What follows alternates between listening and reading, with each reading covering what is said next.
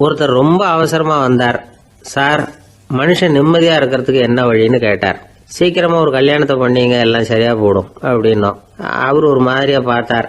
ஏற்கனவே எனக்கு கல்யாணம் ஆயிட்டுது சார், அதனால தானே நிம்மதியா இருக்கிறதுக்கு வழி கேட்கறேன் அப்படின்னார். சரி, இவர் ஒரு மாதிரியான கேஸ் அப்படின்னு நினைச்சுக்கிட்டு நம்மகிட்ட இருந்த ஒரு சின்ன புத்தகத்தை அவர்கிட்ட தூக்கி கொடுத்தோம். இதை படிச்சு பாருங்கன்னு. கல்யாணத்துக்கு பிறகும் சந்தோஷமா இருக்கிறதுக்கு என்ன வழி அப்படிங்கிற கேள்விக்கு அந்த புத்தகத்துல விளக்கம் இருந்தது. கணவன் மனைவிக்குள்ள சிக்கல் வராம இருக்கிறதுக்கு அதுல சில வழிகளை சொல்லி கொடுத்துருக்குறாங்க. அதெல்லாம் என்னென்ன அப்படிங்கறத இப்ப பார்க்கலாமா? குடும்பம்னு இருந்தா கோபம் வரதான் செய்யும். அது வந்துட்டு போகட்டும், பரவாயில்ல. ஆனா அந்த கோபம் ஒரே நேரத்துல ரெண்டு பேருக்கும் வந்துடாம பாத்துக்கணும். ஒரு சமயத்துல யாராவது ஒருத்தர் தான் கோபப்படணும், அடுத்தவங்க அமைதியா இருக்கணும். அதுக்கப்புறம் இவர் அமைதியான உடனே அவங்க ஆரம்பிச்சுக்கலாம். கோபமா ஏதாவது சொன்னா உடனே கோபமா பதில் சொல்லக்கூடாது. கொஞ்சம் பொறுத்து கோபம் தீர்ந்த உடனே அந்த பதில சொல்லலாம். அப்போ பதில் கோபமா இருந்தா கூட அது அவ்வளவு பெருசா தெரியாது. அற்ப விஷயத்துக்கெல்லாம் காய்ச்சி மூச்சுன்னு கத்திட்டு இருக்க கூடாது. உங்க ரெண்டு பேருக்குள்ள ஒரு தர்க்கம் ஆரம்பமாயிட்டுதுன்னு வச்சுக்கோங்க. கடுமையா ரெண்டு பேரும் விவாதம் பண்றீங்க. உங்கள ஒருத்தர் இதுல ஜெயிக்கணும்னா அது நீங்களா இருக்க வேணாம், அடுத்தவங்க ஜெயிக்கிறதுக்கு நீங்க துணையா இருங்களேன். அப்படின்னா நீங்க கொஞ்சம் விட்டு கொடுக்கணும், அவ்வளவுதான். ஏதாவது குத்தம் சொல்லணுமா, செஞ்ச தப்ப சுட்டி காட்டணுமா, விமர்சனம் பண்ணணுமா, பண்ணுங்க, வேணான்னு சொல்லல. ஆனா சொன்னதை அப்படி சொல்றத கொஞ்சம் அன்பா இதமா சொல்லுங்க. எப்போ நடந்த தவறுகளை எல்லாம் இப்போ போய் மறுபடியும் ஞாபகப்படுத்திட்டு இருக்க வேண்டாம். நான் அப்பவே சொன்னேன் இந்த புடவை வேணாம்னு, நீங்க தான் கேட்கல, இப்ப பாருங்க கிழிஞ்சு போச்சு இப்படின்னு கத்துனாங்க ஒரு அம்மா. எப்போ சொன்னீங்கன்னு கேட்டா ஒரு 10 வருஷத்துக்கு முன்னாடி தீபாவளி சமயத்துல அப்படிங்கிறாங்க. அது என்ன இன்னும் அப்படியே புதுசாகவே இருக்கும்? உங்களுக்கு அவர் தான் பெருசு, அவருக்கு நீங்க தான் பெருசு. அதை விட இந்த உலகத்துல வேற எதுவும் முக்கியம் இல்லைன்னு நினைக்கணும். நீ தான் என்னுடைய உலகம்னு எத்தனை தடவை சொல்லியிருப்பீங்க? அதெல்லாம் வெறும் வசனமா போயிடக்கூடாது. ஏதாவது ஒரு பிரச்சனையை பத்தி கடுமையா விவாதம் பண்ணிட்டு இருக்கீங்க, அதை அப்படியே பாதியில விட்டுட்டு படுக்கைக்கு போயிடக்கூடாது. சொச்சத்தை நாளைக்கு பேசிக்கலாம்னு. அப்படி போனா தூக்கம் வராது. பிரச்சனையை ஒரு முடிவு பண்ணிக்கிட்டு அதுக்கப்புறமா தூங்க போகணும்.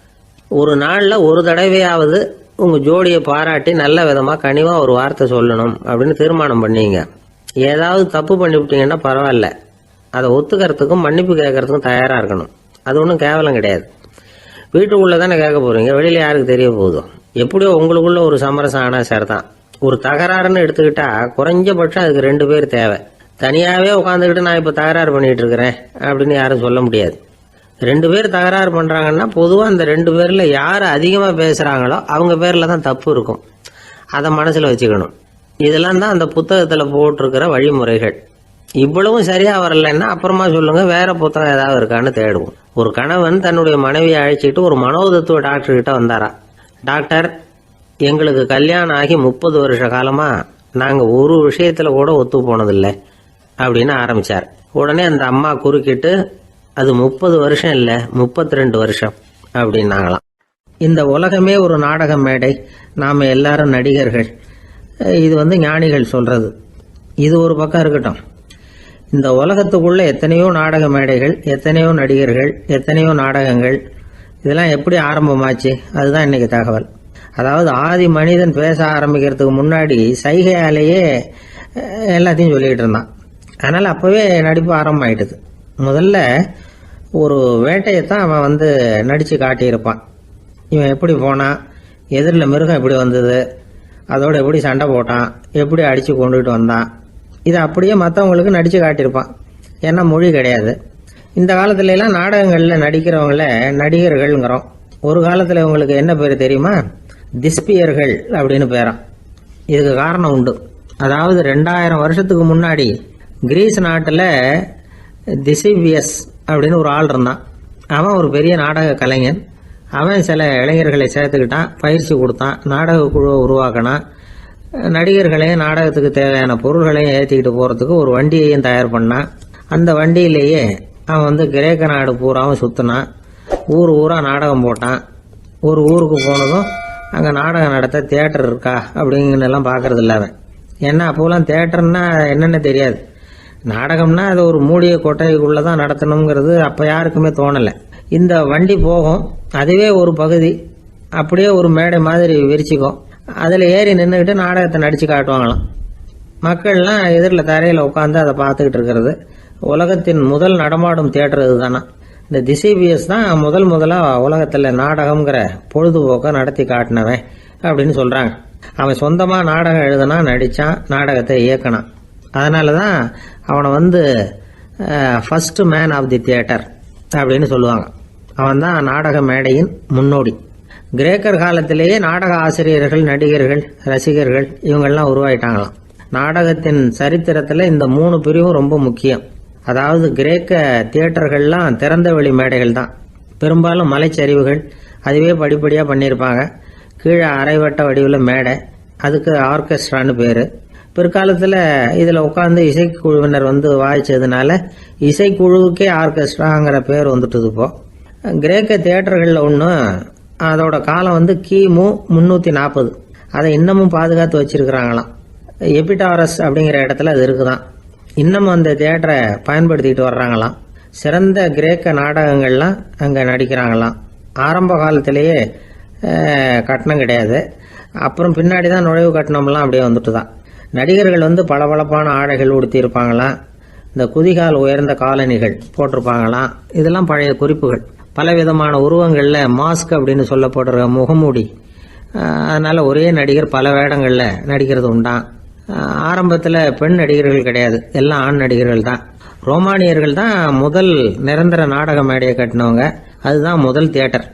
கிமு 1048 காலகட்டத்தில் பாம்பிங்கிற நகரத்தில் அதை கட்டியிருக்கிறாங்களாம்.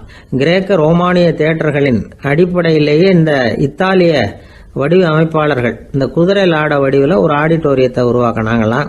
இப்படி அதை பற்றி நிறைய தகவல் இருக்குது. 1576 லண்டனில் இந்த வின்ஸ்பர்ரி, அப்புறம் இந்த பில்ட்ஸில், அப்புறம் ஜேம்ஸ் இப்படிங்கிற ஒரு முயற்சியால் தான் இங்கிலாந்தில் முதல் தியேட்டர் உருவாச்சான். அப்படி ஒருத்தர் இருந்தாராம்.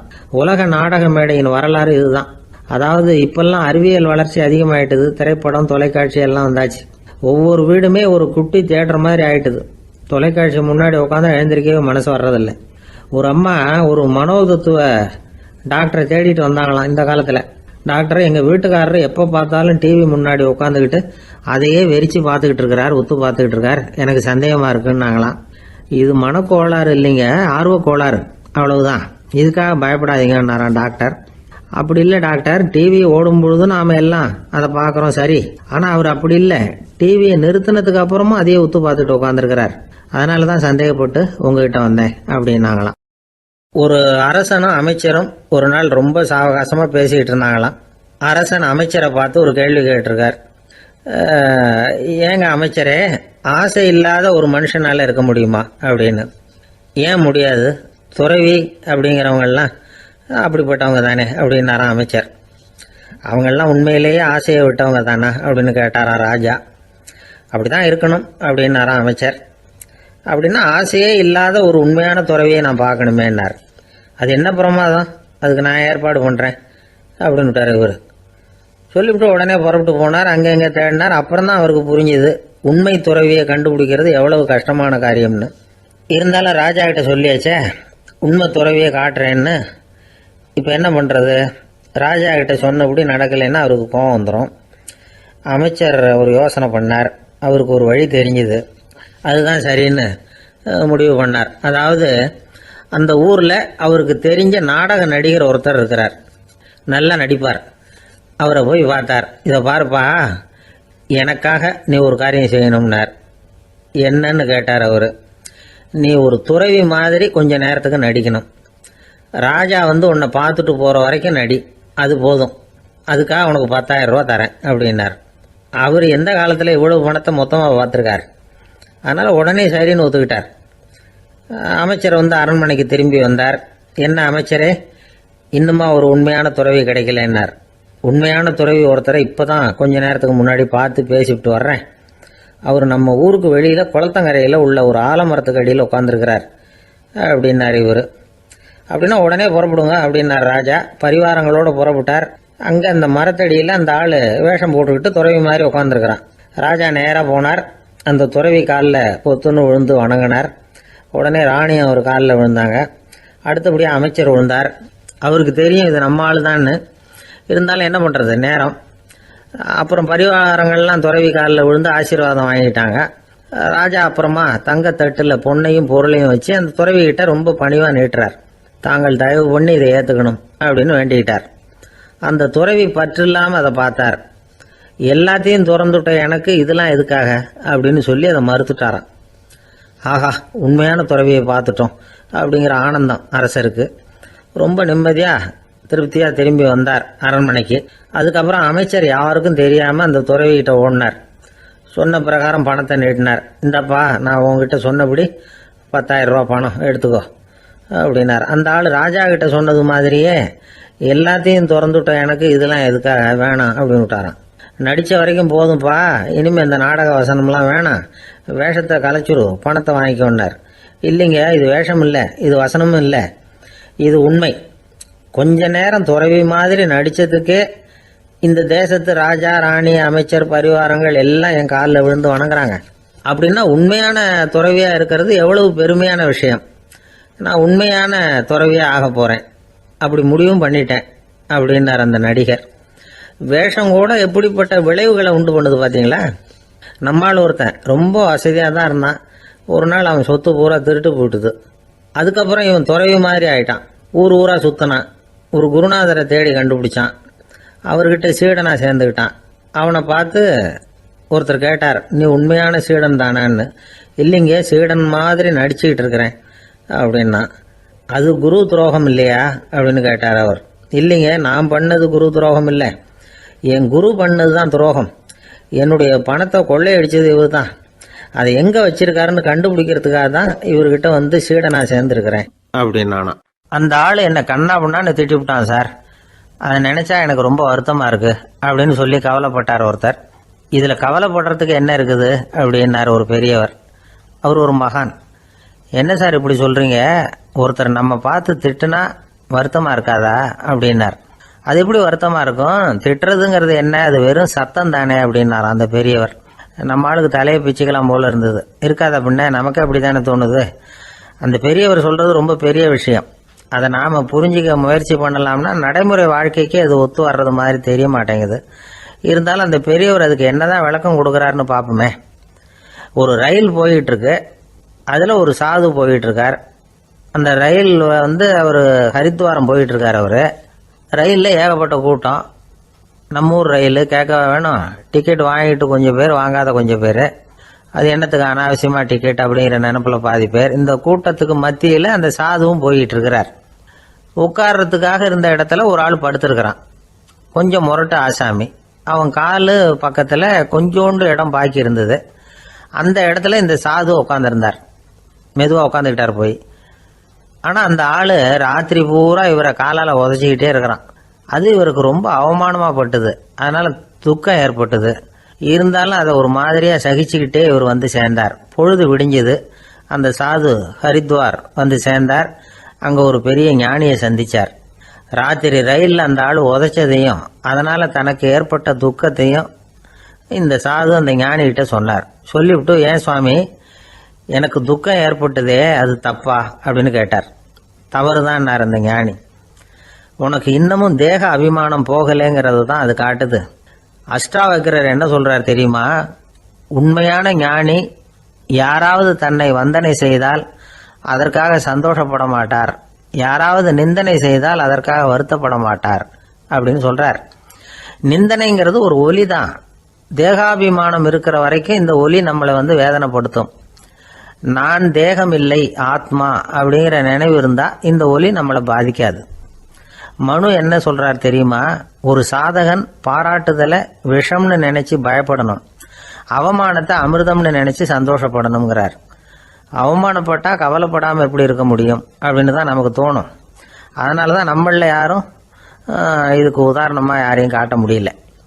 புத்தரையும் கபீரையும் உதாரணமா காட்டுறாங்க. அவங்களுக்கெல்லாம் அவமானம் ஏற்பட்டப்போ கவலையே படலையாம். புத்தரை அவமானப்படுத்தணுங்கிறதுக்காக கௌசாம்பி ராணி ஒரு இளம் பெண்ணை கொலை பண்ணி சடலத்தை புத்தர் குடிசைக்கு முன்னாடி போட சொன்னார். போட்டாங்க. புத்தர் தான் அந்த பொண்ணை கெடுத்து கொலை பண்ணி விட்டாருன்னு எல்லாரும் நினைச்சாங்க. ஆனா புத்தர் இதை பத்தி கவலையே படல. அப்புறமா உண்மை தெரிஞ்சதும் புத்தர் புகழ் இன்னும் அதிகமாயிட்டது. ஒரு பெரிய சபையில ஒரு மோசமான பொண்ணு நுழைஞ்சு தனக்கும் கபீருக்கும் சம்பந்தம் உண்டுன்னு சொன்னா கபீர் கவலைப்படல. அவங்க மாதிரியெல்லாம் நாமளும் இருக்க கத்துக்கணும். நிந்தனை, அபகீர்த்தி, அவமானம் எல்லாம் ஆண்டவன் கொடுக்கிற பிரசாதம்னு நினைக்கணும் அப்படின்னு சொல்றார் அந்த ஞானி. இதை கேட்ட இந்த காலத்து ஆசாமி ஒருத்தர், நான் கூட அப்படிதான் சார், யாராவது அவமானப்படுத்தினா கவலைப்பட மாட்டேன். நேத்து கூட ஒருத்தர் என்ன பலார்னு அரைஞ்சுட்டார், நான் கொஞ்சம் கூட கவலைப்படலை, பேசாம வந்துட்டேன்னார். ஏன் அப்படி வந்துட்டீங்க அப்படின்னு. அவர் அரைஞ்சதுலேயும் ஒரு அர்த்தம் இருந்தது, அதனால தான் அப்படி வந்துட்டேன்னார். ஏன் அரைஞ்சாருன்னு கேட்டேன். 10 வருஷத்துக்கு முன்னாடி 15 ரூபா அவர்கிட்ட கடன் வாங்கினேன், அதை கேட்டு கேட்டு பார்த்துட்டு கடைசியாக தான் அரைஞ்சார் அப்படின்னார். ஆண்டவனுடைய பிரசாதம் இவருக்கு அடிக்கடி கிடைக்கும் போல இருக்கு. அம்மாக்காரங்களுக்கு அடிக்கடி ஏற்படுற கவலை ஒன்று உண்டு, அதாவது குழந்தை சரியாக சாப்பிட மாட்டேங்குதே அப்படிங்கிற கவலை.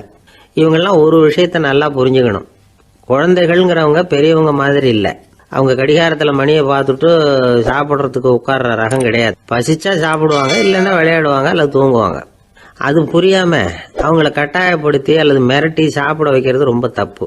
ஒரு 8 மாச குழந்தைக்கு 3 மணி நேரத்துக்கு ஒரு தடவை பசிக்கும். அந்த நேரம் பார்த்து சாப்பாடு கொடுத்தா அடம் பண்ணாம அது பாட்டுக்கு சாப்பிட்றோம். அதே குழந்தைக்கு 1 வயசு ஆகிறப்போ 4 மணி நேரத்துக்கு ஒரு தடவை பசிக்கும். இந்த வயசுல இயற்கையாவே பசி குறைஞ்சிருக்கும். அது புரியாம என் குழந்தை முன்னாடி மாதிரி இப்ப சரியா சாப்பிட மாட்டேங்கிறான் அப்படின்னு சில பேர் டாக்டர் கிட்ட போய் சொல்லிக்கிட்டு இருப்பாங்க. இன்னொரு விஷயம், ஒரு குழந்தைக்கு வயசு அதிகமாகிற வேகத்துக்கு உடம்பு எடையும் அதிகமாகிக்கிட்டே போவாது. உடம்பு எடை அதிகமாகிற வேகம் குறைஞ்சிக்கிட்டே வரும். 6 மாச குழந்தைக்கு ஒரு வாரத்துல 150 கிராம் எடை கூடும். ஒரு வயசுல வாரத்துக்கு 71 கிராம் எடை கூடும். இது புரியாம அதிகமா சாப்பாட்டை கொடுத்து குழந்தைய கஷ்டப்படுத்தக்கூடாது. ஏன்னா அளவுக்கு மீறின உணவு அஜீரணத்தை உண்டு பண்ணிவிடும். குழந்தைக்கு ஒரு தட்டில் கொஞ்சமா ஆகாரத்தை வச்சு கொண்டுகிட்டு போய் கொடுக்கணும். மலை மாதிரி குவிச்சு வச்சா அதை பார்த்ததுமே பசி அடங்கி போயிடும். அடிச்சு மிரட்டி பயமுறுத்தி குழந்தைய சாப்பிட வைக்கிற பழக்கம் இருக்கு பாருங்க, அதுக்கு ஃபுட் ஃபோர்சிங் அப்படின்னு பேரு. இப்படி பண்ணினா குழந்தைக்கு சாப்பாட்டில் விருப்பம் குறைஞ்சிரும், அதை கண்டாவே வெறுக்க ஆரம்பிச்சிடும். அது மாதிரி உளம் சார்ந்த பசி குறைவு, சைக்கோஜெனிக் அனோரெக்சியா, அது ஏற்படுமா. சாப்பாடுங்கிறதே ஒரு தண்டனை மாதிரி தோணும். குழந்தைகளுக்கு பிடிச்ச மாதிரியான ஆகாரத்தை கொடுக்கணும். சத்து அதிகம் இருக்குங்கிறதுக்காக அதுக்கு பிடிக்காத ஆகாரத்தை கொடுத்து கட்டாயப்படுத்தக்கூடாது. குழந்தைகளுக்கு 2 வயசு ஆகிறப்போ இயற்கையாகவே எதிர்மறை குணம் உண்டாகும். அதாவது அந்த எதிர்மறையா பேசுறது. இது மாதிரி சமயங்களில் நாம் என்ன சொல்கிறோமோ அதுக்கு நேர்மாறாக நடந்துக்கும். ஏட்டிக்கு போட்டி, சாப்பிட சொன்னால் விளையாட போவோம், விளையாட சொன்னால் சாப்பாடு கேட்கும். இதை புரிஞ்சுக்கிட்டு நடந்துக்கணும். குழந்தை சொன்ன பேச்சை கேட்கலேன்னு கோவப்படக்கூடாது. குழந்தை வளர வளர பிடிவாத குணம் வர்றது சகஜம். கேட்டதை வாங்கி கொடுத்தாதான் சாப்பிடுவேன் அப்படின்னு பிடிவாதம் பண்ணும். வாங்கி கொடுத்து விடுறது தான் உத்தமம். நீங்களும் அதுகிட்ட பிடிவாதம் பண்ணிட்டு இருக்கக்கூடாது. ஏன்னா கேட்டது கிடைக்கலையேங்கிற ஏமாற்றம் கூட குழந்தையோட பசியை குறைச்சிரும். கேட்டது கிடைச்சிட்டா பசி அதிகமாகும், கொடுத்ததை மளமளன்னு சாப்பிட்றோம். குழந்தைகளுக்கு கண்ட கண்ட நேரத்தில் சாப்பிட்றதுக்கு எதையாவது வாங்கி கொடுத்துக்கிட்டு இருந்தா சாப்பாட்டு நேரத்தில் சாப்பிடாம அடம் பண்ண ஆரம்பிச்சிடும். பள்ளிக்கூடம் போகிற பிள்ளைங்க காலை உணவை சரியாக சாப்பிட மாட்டாங்க. அச்சம், அவசரம், பரபரப்பு இதெல்லாம் தான் காரணம். பள்ளிக்கு புறப்படுறதுக்கு ஒரு 3/4 மணி நேரத்துக்கு முன்னாடியே சாப்பாடு போட்டுருங்க, அது சரியாக போடும். படிக்கிற குழந்தைகள் உடல் சோர்வு, மனச்சோர்வு இது காரணமாக கூட சாப்பிட மறுக்கிறது உண்டு. இப்போ உதாரணமாக சாயந்தரம் விளையாடி விட்டு வீட்டுக்கு வந்ததும் சாப்பிட சொன்னால் வேணாம்பாங்க. இது உடல் சோர்வு. ரொம்ப நேரம் வீட்டு பாடங்களை செஞ்சு முடித்த கையோடு சாப்பிட சொன்னாலும் அவங்களால சரியாக சாப்பிட முடியாது. இது உளச்சோர்வு, அதாவது மனச்சோர்வு. இதை தவிர குழந்தைகளுக்கு உடல் நல குறைவு ஏற்பட்டால் கூட சாப்பிட மறுக்கிறது உண்டு. சில மருந்து மாத்திரைகள் கூட பசியை குறைச்சிரும். அதனால சரியாக தெரிஞ்சுக்கிட்டு குழந்தைகளை சாப்பிட வைக்கணும். அது புரியாமல் கையில் சாப்பாட்டு தட்டை வச்சுக்கிட்டு குழந்தைகளை விரட்டிக்கிட்டு அலையக்கூடாது. ஒரு சின்ன பையன் சொன்னான், எங்கள் அம்மா சாப்பாடு போடுறது தெரிஞ்சா நான் உடனே வீட்டை விட்டு வெளியில் ஓடி போடுவேன் அப்படின்னா. ஏன் அப்படி பண்ணுறேன்னு கேட்டோம். எங்கள் அப்பா கூட அது மாதிரி தான் சார் பண்ணுவார் அப்படிங்கிறான். ஒரு ஊரில் ஒரு ராஜா இருந்தார். பெரிய அரண்மனையில் தான் இருக்கிறார். எல்லா வசதியும் இருந்தது. இருந்தாலும் அவர் எல்லாரும் சொல்கிறது எப்படி தெரியுமா, பிச்சைக்கார ராஜா. அப்படி ஒரு பேர் அவருக்கு நிலைச்சி போச்சு. ஜனங்களும் சரி, மற்ற தேசங்களில் உள்ளவங்களும் சரி, அவர் அந்த பேர் சொல்லியே குறிப்பிடுறது வழக்கமாக போட்டுது. இது அவருக்கு ரொம்ப கவலையாக போச்சு. என்ன இது, நம்மளை தேடி வர்றவங்களுக்கெல்லாம் நாம் சோறு போடுறோம், நம்ம புகழ்ந்து பாடல் ஏற்றி கொண்டு வர்ற புலவர்களுக்கெல்லாம் அவங்க எப்படி வந்தாலும் ஒருவேளை சோறு போடணுங்கிறது உத்தரவு. இவ்வளவுலாம் செஞ்சும் நம்மளை போய் பிச்சைக்கார ராஜான்னு எல்லாரும் சொல்றாங்களே, அது ஏன், எதுக்காக இப்படி சொல்றாங்க? இதுதான் ராஜாவுக்கு குழப்பம். சரி, இதை பத்தி நம்ம அமைச்சர்கள் கிட்ட கேட்கலாமா அப்படின்னு யோசனை பண்ணார். இந்த விஷயத்த போய் அவங்க கிட்ட எப்படி கேட்கறதுன்னு அவருக்கு தயக்கமா இருந்தது. கௌரவ குறைச்சலா தெரிஞ்சது அவருக்கு. சரி, சாதாரண குடிமக்கள் கிட்ட இதை பத்தி கேட்கலாமா அப்படின்னு யோசனை பண்ணார். கேட்கலாம், ஆனா அவங்க யாரும் ராஜா முன்னாடி வந்து நின்று தைரியமா பேசக்கூடிய அளவுக்கு இல்லை. ராஜாவோட குழப்பம் நாளுக்கு நாள் அதிகமா போச்சு. கடைசியா அவர் ஒரு முடிவுக்கு வந்தார். அதாவது இதை பத்தி ஒரு பிச்சைக்காரங்கிட்டே கேட்டு பார்த்துட்டா என்ன, இதுதான் அவர் பண்ண முடிவு. உடனே மாறு வேஷம் போட்டுக்கிட்டு நகர்வலம் போனார். ஒரு பிச்சைக்காரனை கண்டுபிடிச்சார். இதை பாருப்பா, நம்ம ராஜாவை எல்லாரும் பிச்சைக்கார ராஜான்னே சொல்றாங்களே, அதுக்கு என்ன காரணமா இருக்கும் அப்படின்னு கேட்டார். அதுக்கு அவன் சொல்றான், இதுக்கான பதில இன்னும் ஒரு 30 நாள்ல சொல்றேன் அப்படின்னா. உடனே இவருக்கு சந்தோஷம். உண்மையை அவங்ககிட்ட சொன்னார். நான் வேற யாரும் இல்லை, நான் தான் இந்த நாட்டு ராஜா. இப்போ நீ என் கூடவே வந்துடும், அரண்மனையிலேயே தங்கிக்கோ. 30 நாள் கழிச்சு எனக்கு பதில் சொல்லிவிட்டு அதுக்கப்புறமா நீ போகலாம் அப்படின்னு சொல்லி அழைச்சிட்டு வந்துட்டார். அரண்மனையில் ஒரு மூலையில் அவன் தங்கறதுக்கு இடம் கொடுத்தார்.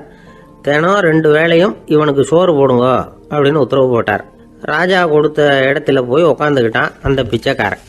தினமும் அந்த அரண்மனையில் நடக்கிறதையெல்லாம் கவனிச்சுக்கிட்டு வந்தான்.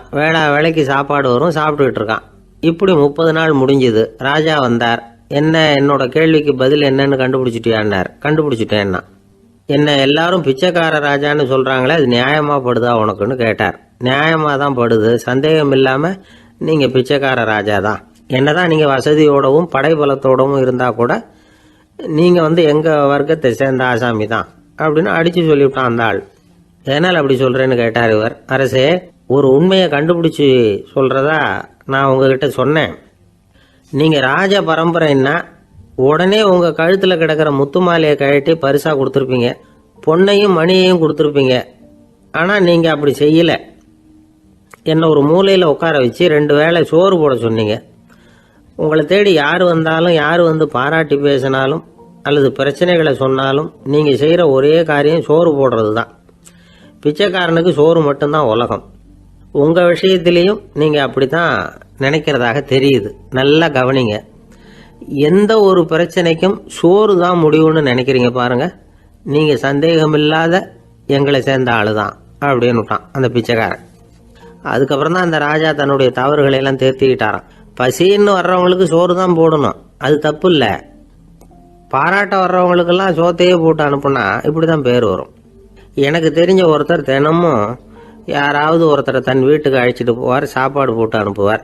முன்னறிவிப்பு இல்லாம திடீர்னு ஒரு விருந்தாளியோட வீட்டில் போய் இவர் நிக்கிறது வழக்கம். அந்த அம்மாவும் இவருக்காக தயார் பண்ணி வச்சிருந்ததை இவர் அழைச்சிட்டு வந்திருக்கிற விருந்தாளிக்கு போட்டுருவாங்க. விருந்தாளி சாப்பிட்டுட்டு போனதுக்கு அப்புறம் இவர் மனைவி கிட்ட உனக்கு சிரமம் வேணாம் அப்படின்னு சொல்லிவிட்டு பக்கத்தில் உள்ள ஒரு ஹோட்டலுக்கு போய் காசு கொடுத்து சாப்பிட்டுட்டு வந்துருவார். பல நாள் இப்படி நடக்கும். ஒரு நாள் அவரை தனியா கூப்பிட்டுக்கிட்டு போய் ஏன் இப்படி பண்றீங்கன்னு கேட்டோம். அதுக்கு அவர் சொல்றாரு, எங்க வீட்டு சாப்பாட்டுல இருந்து தப்பிக்கிறதுக்கு எனக்கு வேற வழி எதுவும் தெரியல சார், அதனாலதான் இப்படி பண்ணிட்டு இருக்கிறேன் அப்படின்னார் ரொம்ப பரிதாபமா. ஆபீஸ் முடிஞ்சு வீட்டுக்கு போற சமயத்துல ஒருத்தர் கடைக்கு போய் ஸ்வீட் வாங்கினார். சரி, வீட்டுக்கு பிள்ளைங்களுக்கு தான் வாங்கிட்டு போறார் அப்படின்னு மற்றவங்க நினைச்சாங்க. அவர் அப்படி செய்யல. அந்த இடத்துலயே பொட்டலத்தை பிரிச்சார். திருட மாதிரி அப்படியே சுற்றி ஒரு தரம் பார்த்துக்கிட்டார். யாரும் தெரிஞ்சவங்க இல்லைங்கிறத முடிவு பண்ணிவிட்டு அவசரமாக அதை அப்படியே போட்டு முழுகிவிட்டு கையை தொடச்சிக்கிட்டு நல்ல பிள்ளை மாதிரி நடந்து போக ஆரம்பிச்சிட்டார். அவர் யாருன்னா, அவரோட பிரச்சனை எல்லாருக்கும் தெரியாது, சில பேருக்கு தான் தெரியும். அதாவது அவர் உடம்புல சர்க்கரை இருக்குன்னு டாக்டர் சொல்லிவிட்டாராம். அதனால் வீட்டில் சர்க்கரையே இவர் கண்ணில் காட்டுறதில்ல. அதனால் இவர் யார் கண்ணிலையும் படாமல் இப்படிப்பட்ட வேலைகள்லாம் செய்கிறது வழக்கம். யாருக்கும் தெரியாமல் இப்படி ஸ்வீட்டை வாங்கி சாப்பிட்டுட்டு அவர் பாட்டுக்கு போயிடுறது. இப்படிப்பட்டவங்களுக்கெல்லாம் கொஞ்சம் ஆறுதலான தகவல் இன்னைக்கு. அது என்னென்னா, நாம் சாப்பிட்ற சர்க்கரைக்கும் நம்ம உடம்புல உள்ள சில கோளாறுகளுக்கும் அப்படி என்ன தான் சம்மந்தம் இருக்குது. இதை பற்றி சமீபத்தில் சில ஆராய்ச்சிகள்லாம் நடந்திருக்குது. ஏன்னா சர்க்கரைன்னாவே விஷம் மாதிரி அதை பார்க்குறவங்களும் சில பேர் உண்டு. சின்ன பிள்ளைங்களுக்கு வயத்தில் பூச்சி உண்டாகிறதுலேருந்து பெரியவங்களுக்கு நீரிழிவு வர்ற வரைக்கும் எல்லாத்துக்கும் சர்க்கரை தான் காரணம்னு சொல்லிகிட்டு இருக்கிறோம். ஆனால் அந்த அளவுக்கு பயப்பட வேண்டிய அவசியம் இல்லை அப்படின்னு சொல்கிறாங்க. சர்க்கரை வியாதி, இருதய நோய், பித்த நீர் பை நோய், இதெல்லாம் வந்து சில நோய்கள்லாம் நாம் சாப்பிட்ற சர்க்கரைக்கும் தொடர்பு இருக்குன்னு நினைக்கிறோம். ஆனால் அப்படி சம்பந்தம் உண்டுங்கிறதுக்கு போதுமான அளவுக்கு ஆதாரம் இல்லை அப்படிங்கிறாங்க ஆராய்ச்சியாளர்கள். ஒரே ஒரு சம்பந்தம் தான் உறுதியாக இருக்குதான். அதுவும் இந்த பல் சிதைவு அப்படின்னு இருக்கு இல்லையா, அந்த சர்க்கரை சாப்பிட்றதுக்கும் இந்த பல் சிதைவுக்கும் சம்பந்தம் இருக்குது அப்படிங்கிறத மட்டும் உறுதியாக சொல்கிறாங்க. சர்க்கரைன்னா நாம் சாப்பிட்ற ஜீனி மட்டும் இல்லை, பழம், காய்கறி, பால், தேன், இப்படி எல்லாத்துலேயும் அது இருக்குது. கேரட்டு கொடுக்குற சத்தில் 88% சர்க்கரை, ஆப்பிள் கொடுக்குற சக்தியில் 95% சர்க்கரை. இது ஜீனி சர்க்கரை, இது ஆப்பிள் சர்க்கரை அப்படிங்கிற வித்தியாசம்லாம் உடம்புக்கு கிடையாது. ரெண்டுமே உடனடியாக வந்து சக்தி கொடுக்குது. ஒரு ஸ்பூன் சர்க்கரையில் வந்து 16 கலோரி தான் சத்து இருக்குது. அதிகமாக சர்க்கரை சாப்பிட்டா நீரிழிவு வந்துருங்கிறது தப்பான ஒரு அபிப்பிராயம். டயபெட்டிஸுங்கிறது ஒரு மெட்டபாலிக் டிசார்டர், அவ்வளவுதான். அதாவது நாம் சாப்பிட்ற சர்க்கரையை நம்ம உடம்பு திறமையாக உபயோகப்படுத்திக்க முடியல அப்படின்னு அர்த்தம். அதனால தான் அதிகமாக இனிப்பு வேணாம்னு சொல்கிறோம். ஏற்கனவே உடம்பால் முடியாத ஒன்றை மறுபடியும் அது தலையில் சுமத்தி அதிகமாக வேலை வாங்க வேணாமே அப்படிங்கிறதுக்காக தான். ஆகாரத்தில் அதிகமாக சர்க்கரை இருந்தால் அதனால் உடனே சர்க்கரை வியாதி வந்துடும்ங்கிறதுக்கு விஞ்ஞான ரீதியாக போதுமான ஆதாரம் இல்லை. அதனால் எப்போவாவது அதிகமாக ஸ்வீட்டு சாப்பிட்டுட்டா ஐயோ அதிகமாக சாப்பிட்டோமோ என்ன பண்ண போகுது தெரியலையே அப்படின்னு நினச்சி மனசை போட்டு குழப்பிக்க வேண்டியதில்லை. பொதுவாக எதுவுமே அதிகமாக வேண்டாம், எல்லாம் சீராக இருந்தால் போதும். நீரிழிவுங்கிறது புதுசாக வந்துட்ட ஒரு நோய் இல்லை, ரொம்ப காலமாகவே இருக்கிற ஒன்று தான். நம்ம முன்னோர்கள் இதை மதுமேகம் அப்படின்னு சொல்லுவாங்க. அதை கட்டுப்படுத்துறதுக்கு அவங்களே சில வழிமுறையை சொல்லி வச்சுருக்கிறாங்க. அது என்னென்னா வேறு ஒன்றும் இல்லை, இந்த பாவக்காய், முள்ளங்கி, அருகம்புல், அவ்வளவுதான்.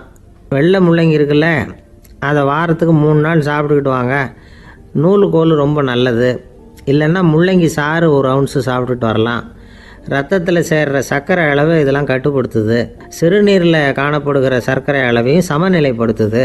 தினமும் ஆகாரத்தில் கோதுமை, கேழ்வரகு, வெந்தயம், கருவேப்பிலை, சோயாபீன்ஸ் எது கிடைக்குதோ சேர்த்துக்கலாம்.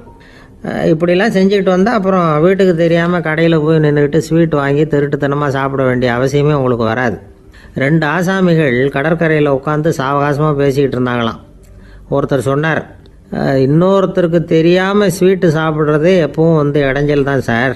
நேற்றுக்கு பாருங்கள் அப்படி தான் சாப்பிட்டுக்கிட்டு இருந்தேன், வீட்டுக்காரி கண்ணில் போட்டுவிட்டுது, அதுக்கப்புறம் ஒரே ரகலையாக போச்சு அப்படின்னாரா. எனக்கு கூட அப்படி தான் சார் ஆகிட்டுது, ஒரே ரகலை அப்படின்னாரா இன்னொருத்தர்.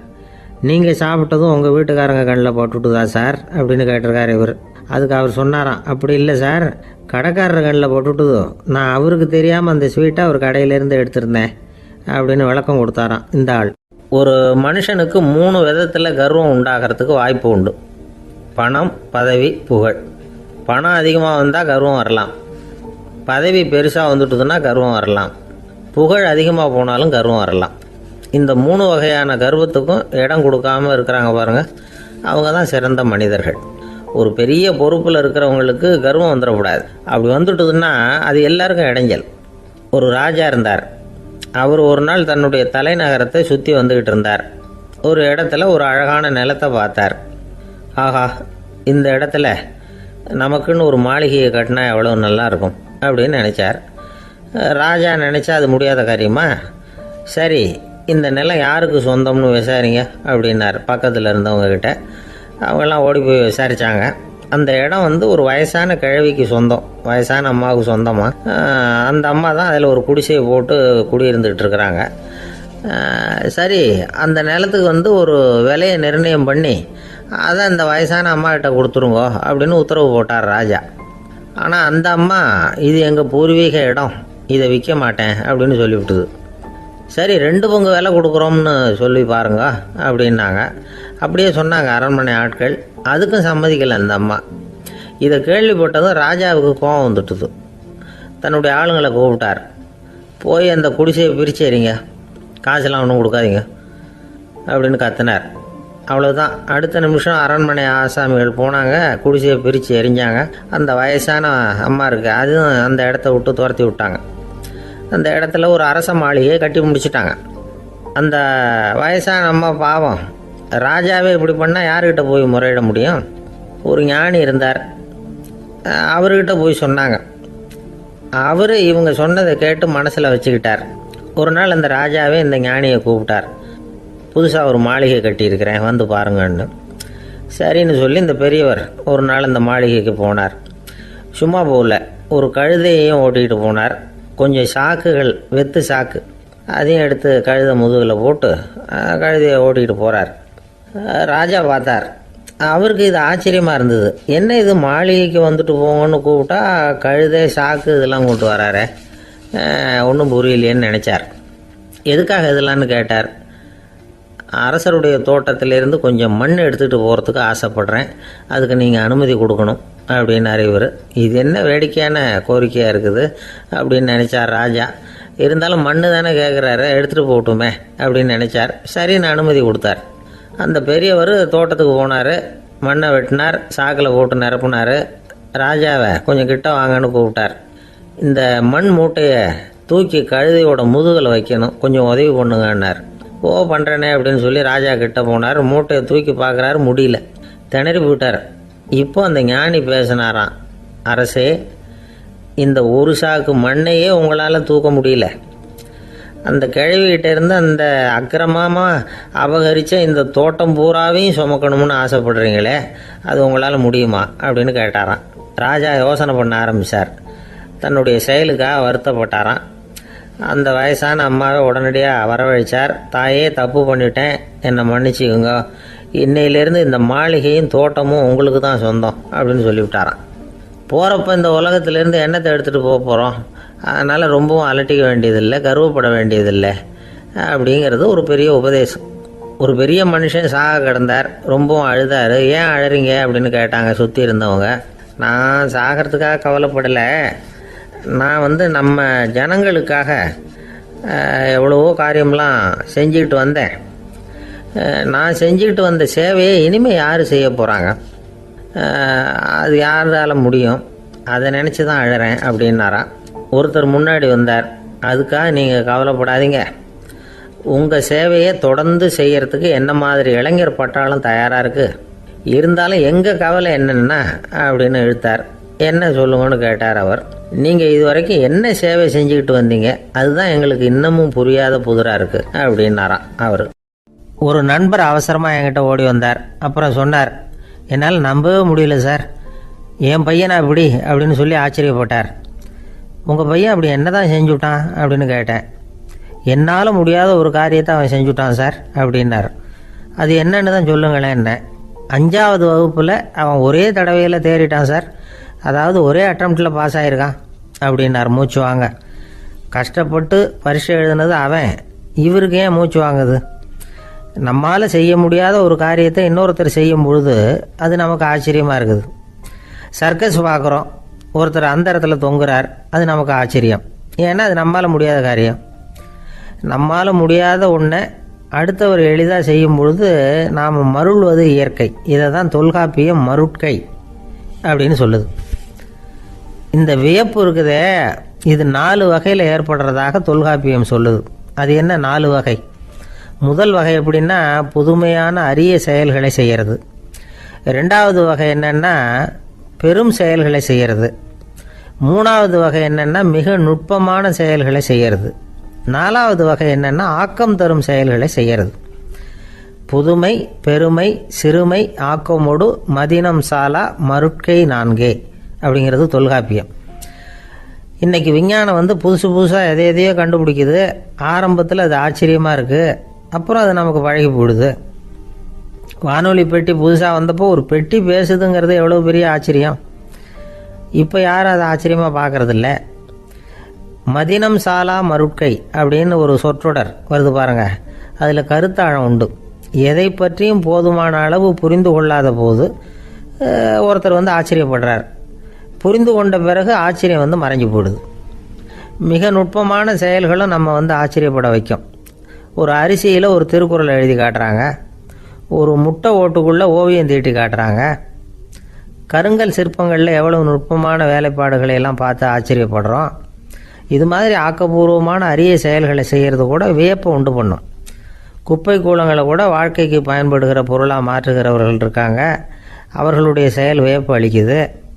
இடைக்காட்டு சித்தர் பாடின 30 நூலில் வர்ற ஒரு பாடல், ஆற்றல் பிறர் அறிதலின் அகம் கிளர்வு உறுதலின் கற்று அறி பாணர் கழுமிய கோடலின் தோற்றம் உருகவே போற்றல் சால் வியப்பே. ஒருத்தருடைய ஆற்றல் தெரியாமல் இருந்தது, அவருடைய அரிய செயலை பார்க்கும் பொழுது வியப்பாக இருந்தது, மனசுக்குள்ள கிளர்ச்சி. பாவலர்கள் இவர்களுடைய புகழை பாடி மற்றவர்களும் தெரிந்து கொள்ளுமாறு செய்கிறார்கள் அப்படிங்கிறது தான் ஒரு யதார்த்தமான உண்மை. ஆக எல்லா வகையிலும் மக்கள் தங்களுடைய வாழ்க்கையில் முன்னேறுவதற்கான வழிகாட்டுகிற ஒரு மெய்ப்பாடு தான் வியப்புங்கிறது. இந்த காலத்தில் நம்ம எப்படியெல்லாம் ஆச்சரியப்பட வைக்கிறாங்க. ஒரு ஆளை பிடிச்சி ஜெயிலில் கொண்டு வந்தாங்க. ஜெயில் அதிகாரி அவனை ரொம்ப ஆச்சரியமாக பார்த்தாரான். இவன் கேட்டான், ஏன் சார் அப்படி பார்க்குறீங்க, நான் இப்போ இங்கே வர்றது உங்களுக்கு ஆச்சரியமாக இருக்குதா அப்படின்னு கேட்டிருக்கான். இதுக்கு ஜெயில் அதிகாரி சொல்லியிருக்கார், நீ இப்போ இங்கே வந்ததில் எனக்கு ஒன்றும் ஆச்சரியம் இல்லைப்பா, ஏற்கனவே நீ இங்கேருந்து விடுதலையாகி போய் 6 மாதம் ஆச்சு, இவ்வளவு லேட்டாக வர்றியே அதுதான் எனக்கு ஆச்சரியமாக இருக்குது அப்படின்னாராம். ஒரு அம்மா தெருவில் உட்காந்து என்னத்தையோ தேடிட்டு இருக்கிறாங்க. அந்த அம்மா ஒரு சூஃபி ஞானி. அவங்க பேர் என்னென்னா ரபியா அல் அடாவியா. அந்த அம்மாவுக்கு கண் கூட தெளிவாக தெரியாது. அந்த பக்கமாக வந்த சில பேர் இவங்களுக்கு உதவி செய்கிறதுக்காக வந்தாங்க. என்ன தேடிட்டு இருக்கிறீங்க அப்படின்னு கேட்டாங்க. இதுக்கு அந்த அம்மா, அந்த கேள்வி அவ்வளோ முக்கியத்துவம் இல்லை, நான் தேடிட்டு இருக்கிறேன், உங்களால் முடிஞ்சால் எனக்கு உதவி பண்ணலாம் அப்படின்னாங்களாம். உதவி செய்ய வந்தவங்களுக்கு ஆச்சரியம். எதை தேடுறோங்கிறது தெரியாமல் இப்படி ஏன் நேரத்தை செலவழிக்கிறீங்க, நாங்கள் எப்படி உங்களுக்கு உதவ முடியும், எங்களுக்கு ஒன்றும் புரியலையே அப்படின்ட்டுருக்காங்க. சரி, உங்களை திருப்தி பண்ணுறதுக்காக சொல்கிறேன், ஒரு குண்டூசி தொலைஞ்சி போச்சு, அதை தேடுறேன் அப்படின்னாங்களாம் அந்த அம்மா. அதுக்கப்புறம் இவங்களும் சேர்ந்து தேட ஆரம்பிச்சிட்டாங்க. கொஞ்ச நேரம் ஆச்சு, ஒன்றும் கிடைக்கல. உதவி செய்ய வந்தவங்களும் அழுத்து போட்டாங்க. அப்புறம் கேட்டாங்க, பாருங்கம்மா, இது ரொம்பவும் பெரிய தெரு, அகலமான தெரு, அதனால் குறிப்பாக நீங்கள் எந்த இடத்துல அந்த குண்டூசியை தொலைச்சிங்க அதை சொல்ல முடியுமான்னாங்களாம். இதுக்கு அந்த அம்மா, நீங்கள் மறுபடியும் அர்த்தமில்லாத கேள்வியை கேட்குறீங்க, உங்கள் கேள்விக்கும் நான் தேடுறதுக்கும் என்ன சம்மந்தம்னாங்களாம். இதை கேட்டதும் அவங்க ஒரு மாதிரி ஆயிட்டாங்க. என்னம்மா நீங்கள் பைத்தியம் மாதிரி பேசுகிறீங்க அப்படின்னாங்களாம். சரி, உங்களை மறுபடியும் திருப்திப்படுத்துறதுக்காக சொல்கிறேன், அதை நான் எங்கள் வீட்டில் தொலைச்சிட்டேன் அப்படின்னாங்களாம். அப்புறம் எதுக்காக இங்கே தேடிட்டு இருக்கிறீங்க அப்படின்னு கேட்டிருக்காங்க. ஏன்னா இங்கே தான் வெளிச்சம் அதிகமாக இருக்குது, அங்கே வீட்டுக்குள்ளே இருட்டாக இருக்குது, அதனால் இங்கே தேடுறேன், வெளிச்சம் உள்ள இடத்துல தானே தேட முடியும் அப்படின்னாங்களாம் அந்த ஞானி. இந்த கதைக்கு என்ன அர்த்தங்கிறத பெரியவங்க சொல்கிறாங்க. அதாவது இந்த தேடுதல்ங்கிறது ஒரு வியாதி. அது நம்ம சதா அலைய வைக்கும், பைத்தியமாக மாற்றுறதுக்கு முயற்சி பண்ணோம். ஒரு காலம் அது நிறைவு அடையவே அடையாது. வாழ்வுங்கிறது ஒரு புரிந்து கொள்ள முடியாத சதா இயங்கி கொண்டிருக்கிற ஒரு செயல். அதுக்கு ஆரம்பமும் இல்லை, முடிவும் கிடையாது. எதையோ தேடணும் அப்படிங்கிற உந்துதல் நமக்குள்ளே இருக்கும், ஆனால் குறிப்பாக எதை தேடிட்டு இருக்கிறோம் அப்படிங்கிறது புரியாது. அப்படி ஏதாவது ஒன்றை தேடி அடைஞ்சிடுறோம்னு வச்சுக்கோங்க, உடனே ஒரு அதிருப்தி வந்துடும். அதனால் வாழ்க்கைங்கிறது சலிப்பு நிறைந்தது அப்படிங்கிற எண்ணத்தை உண்டாக்கிக்கிறோம். ஒன்று அடைஞ்சதுக்கு அப்புறம் இன்னொன்று தேட ஆரம்பிச்சிருவோம். ஆக இந்த தேடல்ங்கிறது நாம் ஒன்று அடைஞ்சாலும் அடையாவிட்டாலும் தொடர்ந்து நடந்துக்கிட்டு தான் இருக்கும். இதுக்கு முடிவே கிடையாது. இந்த உண்மையை நாம் நல்லா புரிஞ்சுக்கணும் அப்படிங்கிறது பெரியவங்களுடைய கருத்து. ஏழையும் தேடுறான், பணக்காரனும் தேடுறான், நோயாளியும் தேடுறான், நோய் இல்லாதவனும் தேடுறான், அதிகாரம் உள்ளவனும் தேடுறான், அதிகாரம் இல்லாதவனும் தேடுறான், முட்டாளும் தேடுறான், அறிவாளியும் தேடுறான். ஆனால் யாரும் இதை தான் தேடி சாதிக்க போகிறோம், இதுதான் முடிவு அப்படின்னு திட்டவட்டமாக சொன்னதில்லை. ஒன்று அடைஞ்சதும் இன்னொன்று தேட ஆரம்பிச்சிடுறாங்க, அவ்வளோதான். அதாவது உங்களின் தேடுபவர் உங்கள் உள்ளே தான் இருக்கிறார், அவரை தேடி கண்டுபிடியுங்கள். இதுதான் ஞானிகள் நமக்கு சொல்லுகிற ஒரு ஆலோசனை. நம்மால் ஒருத்தன் ஜெயிலில் இருந்தான். இன்னொரு கைதி அவனை பார்த்து கேட்டான், ஏன்பா உன்னை பார்க்குறதுக்கு வெளியிலேருந்து யாருமே இங்கே வர்றது இல்லையே, உனக்கு சொந்தக்காரங்களே கிடையாதா அப்படின்னு கேட்டானா. ஏன் இல்லை, எனக்கு சொந்தக்காரங்க நிறைய பேர் உண்டு, அவங்க என்னை பார்க்க வராததுக்கு காரணம் வேற அப்படின்ட்டுருக்கான் இவன். என்ன காரணம்னு கேட்டான் அவன். அதுக்கு இவன் சொன்னானா, அதுக்கு என்ன காரணம்னா அவங்க எல்லாரும் இங்கே உள்ளேயே இருக்கிறாங்க அப்படின்னானா. ஒரு ஆசாமி வேகமாக ஓடிக்கிட்டு இருந்தான். ஏன் இப்படி ஓடுறேன்னு கேட்டார் இன்னொருத்தர். அங்கே ஒரு ஆள் அடிபட்டு கிடக்கிறான், அதை பார்த்தேன், உடனே ஓடுறேன்னா. எங்கேன்னு கேட்டார். ஆஸ்பத்திரிக்குன்னா. ஒரு ஆள் அடிபட்டு கிடக்கிறத பார்த்தா உடனடியாக நாம் செய்ய வேண்டியது முதல் உதவி, அதுக்கப்புறம் தான் ஆஸ்பத்திரி. இன்றைக்கி விபத்துங்கிறது சர்வசாதாரணமாக நடந்துக்கிட்டு இருக்குது. வாகன விபத்து, வெடிகுண்டு விபத்து, தீ விபத்து, கட்டடம் சரியறது, பூகம்பம், இப்படி நிறைய நடக்குது.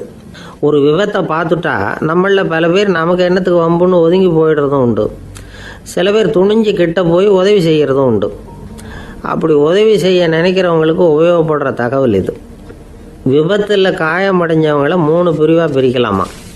முதல் வகை கொஞ்சம் சீரியஸானது, உயிருக்கு உடனே ஆபத்து தரக்கூடியது. மூளை காயம், முகம், கழுத்து காயங்கள், இருதயம், நுரையீரல் காயங்கள், வயத்தில் உள்ளுறுப்பு காயங்கள், அதிகப்படியான இரத்தப்போக்கு, இதனால எல்லாம் பாதிக்கப்பட்டிருந்தால் அது முதல் வகை அப்படின்னு நாமளே மனசுக்குள்ளே முடிவு பண்ணிக்கணும். இவங்களுக்கெல்லாம் உடனடியாக முதல் உதவி கொடுக்கணும். தாமதப்படுத்தாமல் ஆஸ்பத்திரிக்கு கொண்டுகிட்டு போயிடணும். இப்படி கொஞ்சம் எச்சரிக்கையாக நடந்துக்கிட்டால் அவங்களில் பல பேரை காப்பாற்றி போடலாம். 2வது வகை எப்படின்னா, முதல் உதவி விரைவாக கிடைச்சா உயிர் பிழைக்கக்கூடிய மார்பு காயங்கள், கைகால் எலும்பு முறிவு, இடுப்பு முதுகெலும்பு காயம், சீரான இரத்த சேதம், இப்படிப்பட்டவங்களை 2வது வகையாக பிரிக்கணும். ஆபத்து இல்லாத சிராய்ப்புகள், சிறு காயங்கள், இரத்த உறைவுகள், இதனால் பாதிக்கப்படுறவங்க 3வது வகை. ஒருத்தர் தலையில் அடிபட்டு நினைவு விழுந்துட்டாருன்னு வச்சுங்க, அவருக்கு வாந்தி வர்றதுனால புறையேறி மூச்சு அடைப்பு உண்டாகும். இப்படி ஆகாமல் இருக்கிறதுக்காக தலையை ஒரு பக்கமாக சாய்ச்சி வைக்கலாம். நாடி துடிப்பையும் இதய துடிப்பையும் தொட்டு பார்க்கணும். அது குறைஞ்சிருந்தாலும் சரி, நின்று இருந்தாலும் சரி, அவர் மார்பை நிமிஷத்துக்கு 80 தடவை உள்ளங்கையால் அழுத்தி இதய துடிப்பை மீட்கிறதுக்கு உதவி பண்ணணும். கழுத்தில் காயம்பட்டாலும் ஆபத்து அதிகம். கழுத்துக்கு அடியில் ஒரு துண்டை மடித்து வைக்கலாம். 2 பக்கமும் சின்ன தலையணை அல்லது துணி மடிப்புகளை வச்சு கழுத்தை அதிகமாக அசையாமல் பார்த்துக்கலாம். முதுகெலும்பு முறிஞ்சிருக்குமோ அப்படிங்கிற சந்தேகம் இருந்ததுன்னா அவரை அதிகமாக அசைய விடக்கூடாது. அதிகமாக அசைஞ்சால் தண்டு இடத்துல பாதிப்பு ஏற்பட்டு கைகால் விளங்காமல் போயிடும்.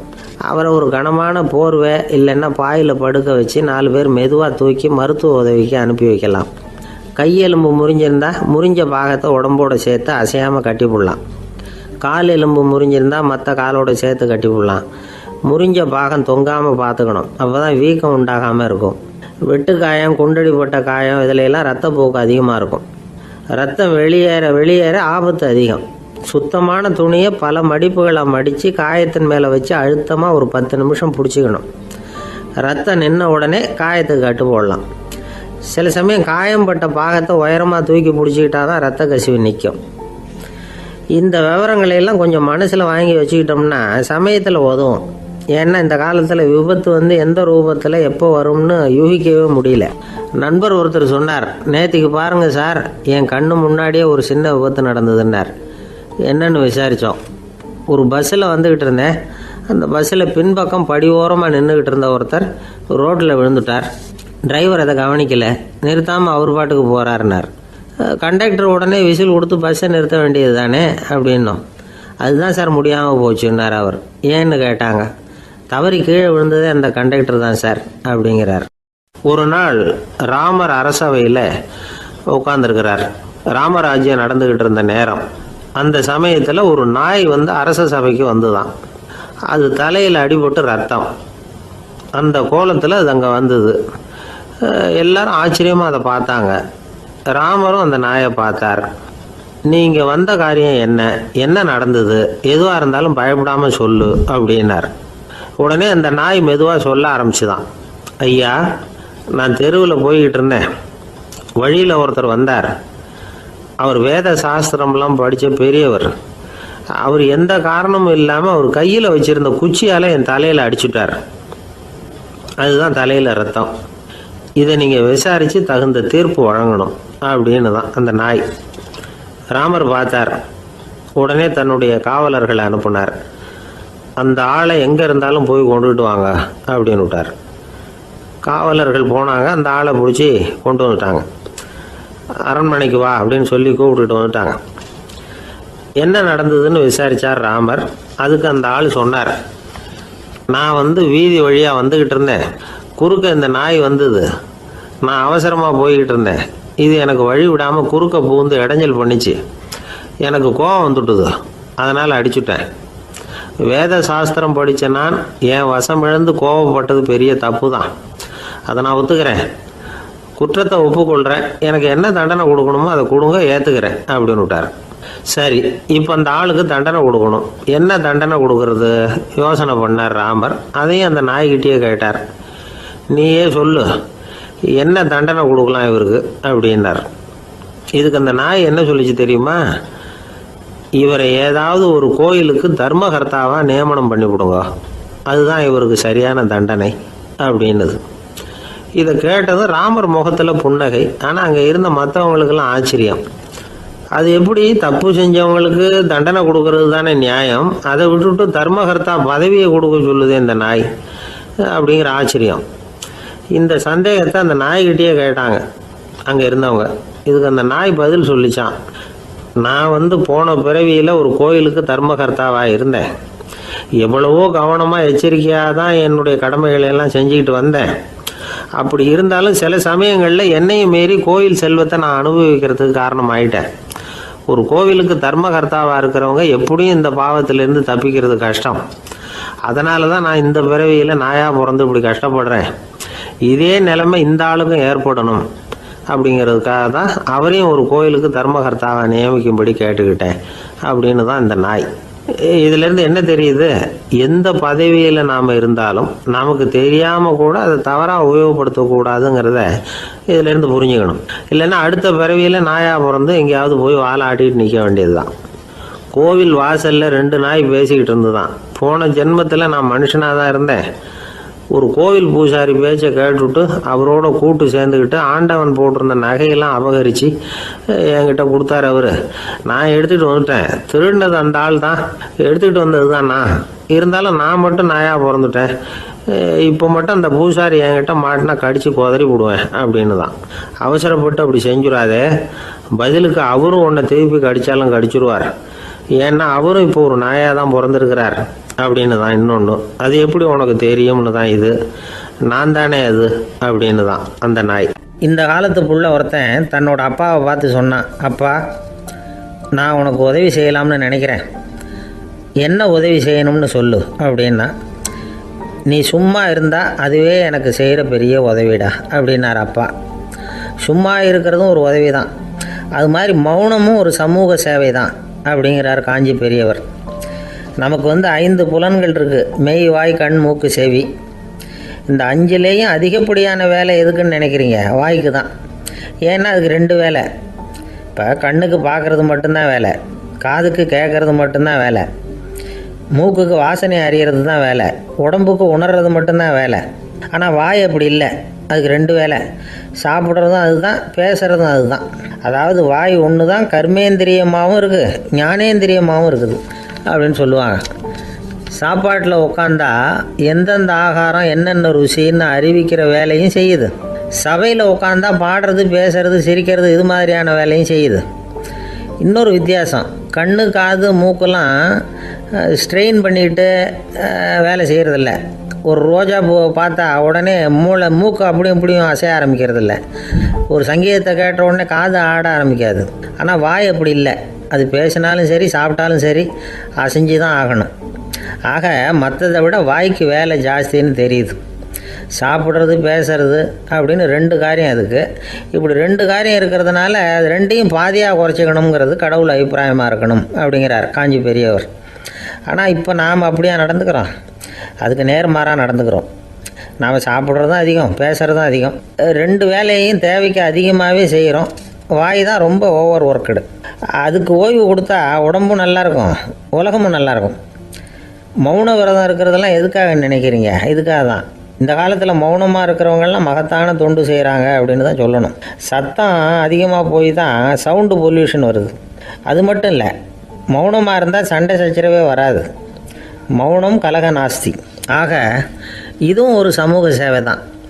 நமக்கு தான் வாய் இருக்குதுங்கிறதுக்காக வசமாக சாப்பிட்றதும் தப்பு, வளவளன்னு பேசுகிறதும் தப்பு. ஒரு கருத்தை சொல்கிறதுக்கு ஒரே ஒரு சொல்லு போதும் அப்படின்னு இருக்கும்பொழுது 2 சொற்களை செலவு பண்ணாதே.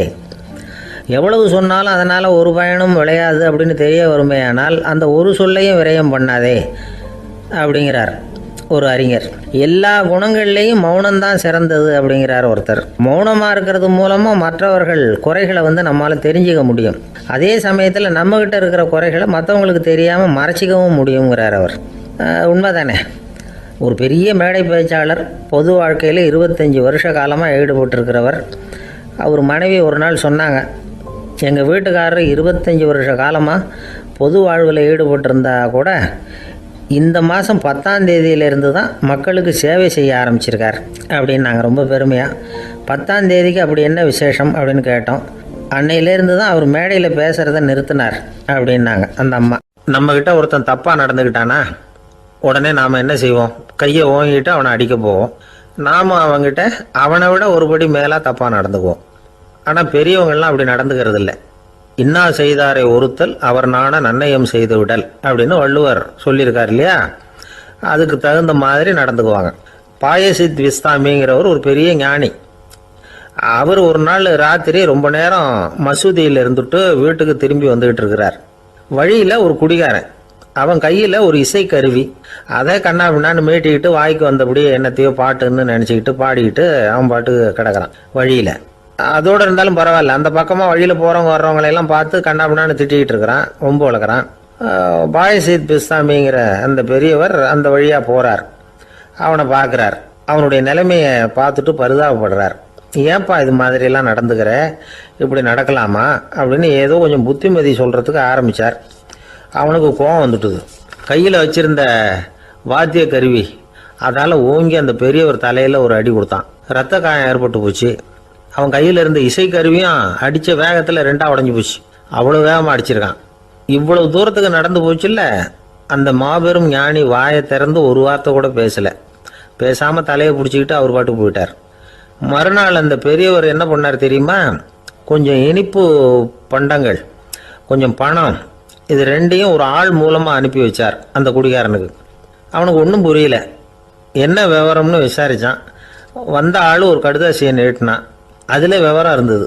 ஞானி எழுதியிருக்கிறார், இதை பார்ப்பா, உங்களுடைய இசைக்கருவி உடையறதுக்கு என்னுடைய தலை காரணமாக ஆயிட்டுது. அதுக்காக நான் ரொம்ப வருத்தப்படுறேன். அதுக்காக தான் பணம் அனுப்பி வச்சுருக்கேன். வேறு புதுசாக ஒரு இசைக்கருவி வாங்கிக்கோ. அப்புறம் இன்னொரு விஷயம், நேற்றுக்கு ராத்திரி என்கிட்ட ஏகப்பட்ட கசப்பான வார்த்தைகளை பேசினேன். இதோடு அனுப்பியிருக்கிற இனிப்பு பண்டங்களை சாப்பிட்டு உன்னுடைய நாவில் உள்ள கசப்பை மாற்றிக்கோ அப்படின்னு அதில் எழுதப்பட்டிருந்தது. இந்த சமயத்தில் அவன் குடி மயக்கத்தில் இல்லை, தெளிஞ்சு போயிருந்த நேரம் அது. அதனால் அதை படித்த உடனே அவனுக்கு ரொம்ப வெக்கமாக போச்சு. தலை குனிஞ்சான், யோசனை பண்ணான். கொஞ்ச நேரத்தில் தன்னுடைய நண்பர்கள் சில பேரையும் கூப்பிட்டுக்கிட்டு நேராக அந்த ஞானி இருக்கிற இடத்துக்கு ஓடினான். அவர் காலில் விழுந்தான். அவர்கிட்ட மன்னிப்பு கேட்டுக்கிட்டான். பெரியவங்களே தெரியாமல் நான் இந்த பாவ செயலை பண்ணிவிட்டேன், என்னை மன்னிச்சுங்க. உங்களுடைய பொறுமையும் போதனையும் என்னுடைய கண்ணை திறந்துட்டுது. இனிமேல் நானும் என்னுடைய நண்பர்களும் நல்ல வழியில் திருந்தி வாழ போகிறோம் அப்படின்னா. ஞானி செய்த நன்னயம் குடிகாரனை எப்படி திருத்திருக்கு பார்த்தீங்களா? இந்த கதையை கேட்டுவிட்டு ஒருத்தர் சொன்னார், என் வாழ்க்கையில் கூட அப்படி ஒரு சம்பவம் நடந்தது சார். நானும் ஒரு நாள் ராத்திரி ஓவராக குடிச்சிட்டு ஒரு கிட்டாரை வாசிச்சுக்கிட்டு கண்ணாபின்னான்னு உளறிக்கிட்டு திட்டிக்கிட்டு இருந்தேன். அந்த சமயம் அந்த வழியாக ஒருத்தர் வந்தார். ஓங்கி தலையில் ஒரே ஒரு அடி, ரத்தம் வந்துட்டுது. அதுக்கப்புறம் என் மனசு தெரிந்துவிட்டுது சார் அப்படின்னார். அப்படியா என்ன ஆச்சரியமா? ஆமாம் சார், அடி விழுந்தது அவர் தலையில் இல்லை, என் தலையில். வந்தவர் என்ன அப்படி அடிச்சுட்டார். மயக்கம் தெளிஞ்சதுக்கு அப்புறம்தான் எனக்கு விவரம் புரிஞ்சுது. அவர் ஒரு போலீஸ்காரர் அப்படின்னார் ரொம்ப சோகமாக. அந்த ஆளுக்கு பேச தெரியாது, அவர்கிட்ட கொஞ்சம் எச்சரிக்கையாக நடந்துக்கோ அப்படின்னு சொல்கிறது உண்டு. அப்படின்னா என்ன அர்த்தம்? அவர் இன்னமும் குழந்தையாகவே இருக்கிறாரு, இன்னும் பேச்சு வரலன்னு அர்த்தம்? அப்படி இல்லை, அவருக்கு நாகரிகமாக பேச தெரியலன்னு அர்த்தம். பேசுறதுங்கிறது மனுஷனால் மட்டுமே முடியக்கூடிய ஒரு காரியம். அப்படி இருந்தும் அதோட பெருமையை அவன் இன்னமும் சரியாக புரிஞ்சிக்கலன்னு தான் சொல்லணும். அதனால தான் அவன் அளவுக்கு அதிகமாக வார்த்தைகளை கொட்டி விடுறான். அதுக்கப்புறம் அதையெல்லாம் திருப்பி அள்ள முடியாமல் கிடந்து கஷ்டப்படுறான். கொட்டின வார்த்தையை அள்ள முடியுமா? ஒருத்தரை இன்னைக்கு பார்த்து முட்டாள்னு திட்டி விடுறீங்க, நாளைக்கு மறுபடியும் அவர்கிட்ட போய் நேற்றுக்கு உன்னை முட்டாள்னு சொல்லிவிட்டேன், அந்த வார்த்தையை திருப்பி கொடு, வாங்கிட்டு போயிடுறேன் அப்படின்னு நான் சொல்ல முடியும்? அவன் கோபக்காரனாக இருந்தால் நேற்றுக்கே அதை வேறு விதமாக உங்களுக்கு திருப்பி கொடுத்துருப்பான். உலகத்தில் எவ்வளவோ ஜீவராசிகள் இருக்குது, அதுக்கெல்லாம் வாய் இருக்குது. அந்த வாயெல்லாம் எதுக்கு உபயோகம்? சாப்பிட்றதுக்காக. ஆனால் நமக்கு இருக்கிற வாய் சாப்பிட்றதுக்காக மட்டும் இல்லை, பேசுகிறதுக்காகவும் தான். பேச முடியலன்னா வாய் இருந்தால் கூட அது வாயில்லா ஜீவன் தான். ஒரு பையனை பார்த்து அது வாய் உள்ள புள்ள பொழைச்சிக்கும் அப்படின்னா மற்ற பையன்களுக்கெல்லாம் முகத்தில் வாயே இல்லைன்னு அர்த்தம். அப்படி இல்லை, அந்த பையன் கொஞ்சம் கெட்டிக்காரத்தனமாக பேசுவான்னு அர்த்தம். அதனால் எப்படி பேசணும் அப்படிங்கிறத நாம் முக்கியமாக தெரிஞ்சுக்கணும். இதுக்கு 8 விதமான குறிப்புகளை நம்ம பெரியவங்க சொல்லியிருக்கிறாங்க. பேச்சுக்கு 8 அங்கங்கள் உண்டு அப்படின்னு அவங்க சொல்கிறாங்க. அதெல்லாம் என்னென்ன அப்படின்னா உண்மை, நன்மை, அன்பு, நிதானம், இனிமை, ஆழம், சமயமறிதல், சபையறிதல். இந்த 8 தன்மையும் பேச்சில் இருக்கணுமா. இதையே கொஞ்சம் விவரமாக சில பேர் போர்டில் எழுதி வச்சுருப்பாங்க. அதாவது எழுத்துலையாவது அதெல்லாம் இருக்கட்டுமே அப்படின்னு நினச்சி நீங்கள் கூட சில இடங்களில் இதை பார்த்துருக்கலாம். அதாவது உண்மையே பேசுக, நன்மையே பேசுக, அன்பாக பேசுக, நிதானமாக பேசுக, இனிமையாக பேசுக, ஆழமுடையதாக பேசுக, சமயமறிந்து பேசுக, சபையறிந்து பேசுக, இப்படி எழுதி வச்சுருப்பாங்க. இந்த 8 அம்சமும் சரியாக பொருந்தி இருந்தால் தான் அது பேச்சு. மற்றதெல்லாம் பேச்சாகிடாது. பேச்சு ஒரு சிறந்த கலை. எல்லாத்தையும் விட பேசாமல் இருந்தும் பழகணும், அது ரொம்ப முக்கியம். உண்மையே பேசணும். சத்தியத்துக்கு மதிப்பு கொடுக்குறவங்கள தான் சரித்திரம் மதிக்கும். உண்மை பேசினா மட்டும் போதாது, அந்த உண்மையில் நன்மை கலந்துருக்கணும். கொலைகாரனுக்கு பயந்துக்கிட்டு ஒருத்தன் உங்கள் வீட்டுக்குள்ளே ஒளிஞ்சிருக்கிறான். அந்த முரட்டு ஆசாமி கையில் அறிவாளோடு வந்து அவங்க வந்தானான்னு உங்ககிட்ட கேட்குறான்னு வச்சுங்க. உண்மை தான் உயர்வு தரும் அப்படின்னு நினச்சிக்கிட்டு ஆமாம் உள்ளே தான் இருக்கிறான், அடுப்பங்கரையில் குதிருக்கு பின்னாடி உட்காந்துருக்கிறான், போய் பிடிச்சிட்டு போங்க அப்படின்னா சொல்லுவீங்க. அது நன்மை இல்லாத உண்மை. அதனால் பிரயோஜனம் கிடையாது. அதே மாதிரி உங்கள் பேச்சில் அன்பு இருக்கணும், நிதானம் இருக்கணும், இனிமை இருக்கணும், சிந்தித்து பேசணும், சமயம் அறிந்து பேசுகிறதும் முக்கியம். அதை பற்றி நமக்கு வேறு யாரும் சொல்லிக் கொடுக்க வேண்டியதில்லை. எந்த நேரத்தில் யாருக்கிட்ட எப்படி பேசினா காரியம் நடக்கும் அப்படிங்கிறது நமக்கு நல்லா தெரியும். அது கைவந்த கலை. அவையறிந்து பேசுகிற திறமை பேச்சாளர்களுக்கு ரொம்ப அவசியம். அது இல்லைன்னா நிலைமை பரிதாபமாயிடும். ஒரு பேச்சாளர் ரொம்ப மும்முரமாக பேசிக்கிட்டே இருந்தாராம். ரொம்ப நேரம் நிறுத்தவே இல்லை, பேசிக்கிட்டே இருக்கிறார். சபையில் இருந்தவங்கலாம் ஒவ்வொருத்தரும் எழுந்திரிச்சு போய்கிட்டே இருக்கிறாங்க. கடைசியில் 2 பேர் தான் அக்கறையாக பேசுகிறவரை கவனிச்சிட்டு உட்காந்துருந்தாங்களாம். மேடையில் பேசிக்கிட்டு இருந்தவர் அவங்கள பார்த்து சொன்னாராம், எனக்கு கூட்டம் முக்கியம் இல்லை, எவ்வளவு பேர் என் பேச்சை கேட்குறாங்க அப்படிங்கிறது முக்கியம் இல்லை. நீங்கள் 2 பேராவது ஊக்கமாக என்னை கவனிச்சிக்கிட்டு உட்காந்துருக்குறீங்க, அது போதும். உங்களுக்காகவே நான் பேசிக்கிட்டு இருக்கிறேன் அப்படின்னார். இதை கேட்டதும் உட்காந்துருந்த 2 பேரில் ஒருத்தர் எழுந்திருச்சு, அப்படி இல்லைங்க, நாங்கள்